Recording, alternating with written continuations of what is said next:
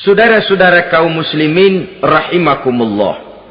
Oleh karenanya apabila kita berbicara tentang taubat, artinya kita berbicara tentang tingkah laku kita dalam kehidupan sehari-hari. Apa yang harus kita lakukan untuk sempurnanya satu taubat? Pertama, menyesal terhadap dosa yang pernah kita lakukan. Kadang-kadang ada juga orang bertaubat, tapi bukan nyesal terhadap dosa yang dia kerjakan, malah puas katanya.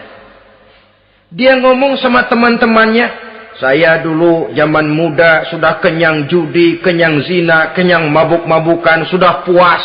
Sekarang tinggal benernya saja, saya sudah taubat. Taubatnya sih bagus, tapi puasnya itu yang jelek. Kenapa harus dikatakan puas? Bukan puas, menyesal. Menyesal saya dulu.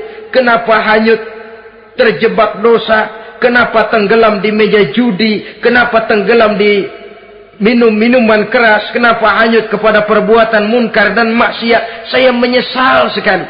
Menyesal diperintah dan bukan malah puas. Dari rasa menyesal ini nanti timbul hal yang kedua, yaitu berniat tidak akan mengulangi lagi perbuatan dosa. Kalau menyesal tapi masih diulangi lagi, itu belum taubat yang sebenarnya. Saya kapok, menyesal, tidak mau minum minuman keras lagi. Besok tidak ada minuman keras, malah pusing. Nyari kesana kemari. Itu belum taubat yang sebenarnya. Jadi setelah menyesal, berniat tidak akan mengulangi lagi perbuatan dosa itu. Kalau menyesal tapi masih diulanginya lagi, itu sama saja dengan main-main. Saudara-saudara kaum muslimin rahimakumullah, barangkali itu yang orang namakan dengan taubat sambal namanya. Kita kalau makan nasi pakai sambal, pedesnya bukan main, repot, marah, ngomel. Gila, sambal pedes bukan main, tobat sama sambal. Tobat sama sambal katanya. Tapi 2-3 hari kemudian dia makan lagi, nggak ada sambal, nyari. Kemarin sudah tobat, 2 hari kemudian malah nyari. Ini bukan taubat yang sebenarnya. Penyesalannya tidak diiringi dengan berniat untuk tidak mengulangi perbuatan dosa itu selama-lamanya. Saudara hadirin, kita sudah taubat, tidak mau lagi minum minuman keras. Datang teman, minum ya? Enggak mau. Kenapa? Saya sudah taubat. Yang benar, benar. Kalau dibayarin, udah. Jadi rupanya taubatnya itu cuma karena nggak ada yang bayarin. Begitu datang yang bayarin, berangkat lagi. Itu belum lagi merupakan taubat yang sebenarnya. Begitu juga kita taubat dari meja judi. Pada waktu sudah buras, bangkrut, habis-habisan, mungkin menyesal, mungkin bertaubat. Inilah akibatnya judi, rumah tangga berantakan, harta boros, anak terlantar, uang tidak ada. Tobat, saya tidak mau lagi-lagi tenggelam di meja judi. Pada saat kondisinya bangkrut, itu yang diucapkan.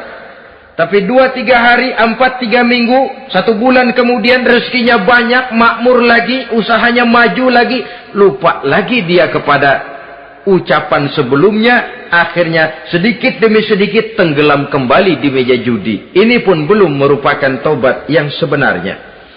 Jadi untuk sempurnanya taubat, yang pertama menyesal terhadap dosa yang telah dilakukan. Yang kedua berjanji tidak akan mengulangi lagi. Kemudian yang ketiga meninggalkan perbuatan jahat itu untuk selama-lamanya.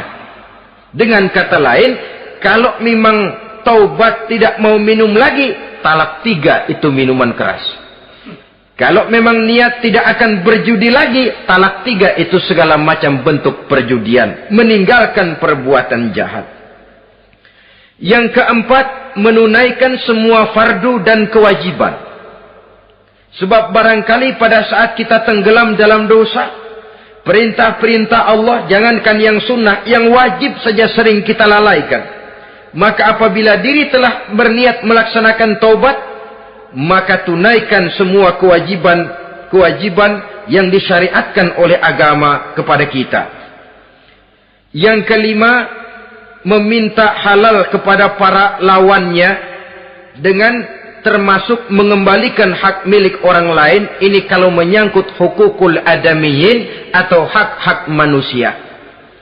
Jadi kalau kita berdosa kepada sesama manusia, Allah belum akan menerima taubat kita kalau kita belum minta maaf kepada yang bersangkutan.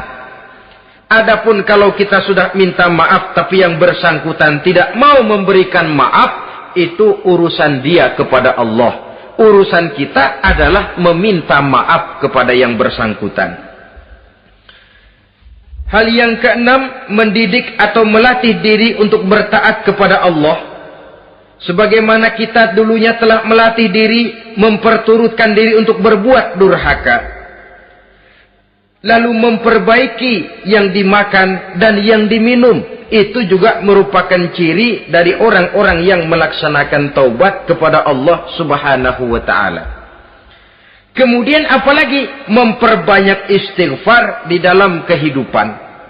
Disabdakan oleh Nabi, inna likulli da'in dawa'un wa dawa'uz zunubi al-istighfar. Sesungguhnya segala macam penyakit tentu ada obatnya, dan obat dari segala macam dosa adalah istighfar. Saudara-saudara kaum muslimin rahimakumullah. Jadi kalau yang terdahulu merupakan perbuatan-perbuatan konkret, maka yang terakhir ini taubat dalam bentuk ucapan berupa memperbanyak istighfar, memohonkan ampun kepada Allah Subhanahu wa ta'ala.